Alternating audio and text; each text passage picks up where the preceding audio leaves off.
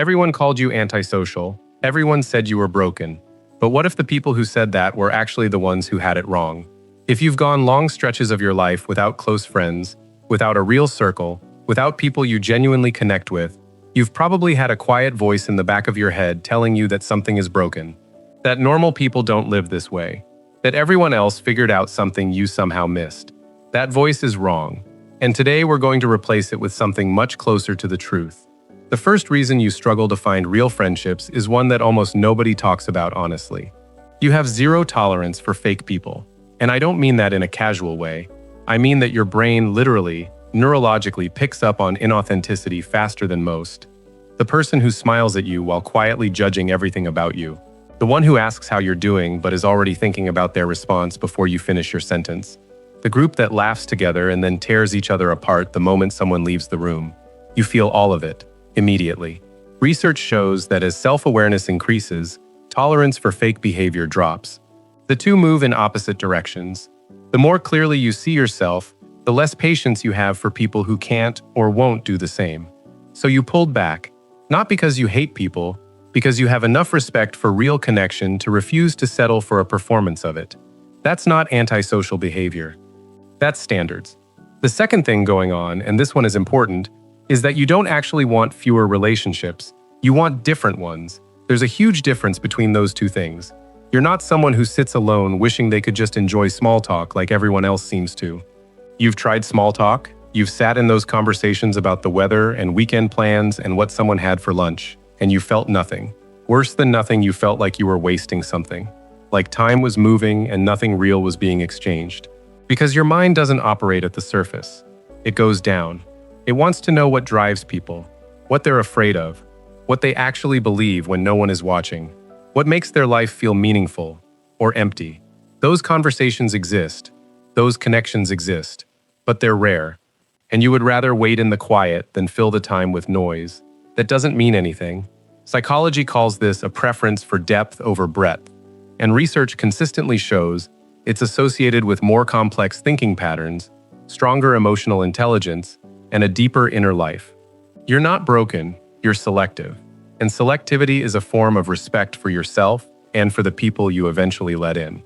Here's the third thing, one that will probably explain more about your daily life than almost anything else. Your brain burns more energy during social interaction than most people's do. This isn't a metaphor, this is your nervous system. Psychologists call it high social sensitivity, and what it means in practical terms is this. While other people can move from conversation to conversation and feel energized, even refreshed, every social interaction costs you something real. You are processing more. The words, the tone, the body language, the emotional undercurrent beneath what's actually being said. You leave a social situation and you don't want to scroll your phone or call someone else. You want complete silence. You need it. Not because you're antisocial, because your system has been running at full capacity and it needs time to recover. And when you don't get that recovery time, when you force yourself back into social situations before you're ready, you show up diminished, distant, quiet in ways that get misread as coldness or arrogance. You're not cold, you're running low. And that's an important distinction. The fourth reason goes somewhere a little more uncomfortable. You don't actually need other people to validate you. Most people do. And there's nothing wrong with that. It's deeply human. But you can sit with your own thoughts and feel complete.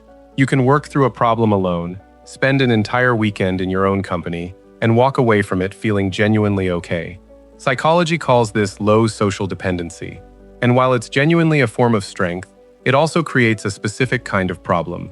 Because when you don't need people, your standards for who you let in become extremely high. You're not going to compromise your peace for someone who doesn't bring something real. You're not going to keep someone in your life out of loneliness or habit. And because of that, the bar people have to clear just to get close to you is one that most people never even attempt. You seem distant, untouchable maybe, but that's not what's happening. You're just protecting something that matters to you. And then there's the fifth reason, the one that lives the deepest. Something happened. Maybe it was one person who betrayed a trust you gave them completely. Maybe it was a pattern of childhood where the people who were supposed to show you what safety looked like showed you something else instead. Maybe it was a friendship that ended in a way that rewired something inside you. Whatever it was, your brain learned a lesson, and brains are extraordinary learners.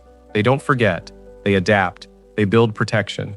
Psychologists call it a trust threshold, a higher bar that people must clear before you let them anywhere near the real version of you. And from the outside, it looks like distance. It looks like coldness. It looks like someone who doesn't want to connect. But on the inside, you know the truth. You want connection more than almost anything. You're just not willing to hand it out to people who haven't earned it. And honestly, that's wisdom dressed up as loneliness. Here's what all of this adds up to. If you've spent years with few friends, a small circle, or no circle at all, your brain isn't broken. It's precise, it's sensitive, it processes deeply, guards carefully, and refuses to pretend that shallow is enough.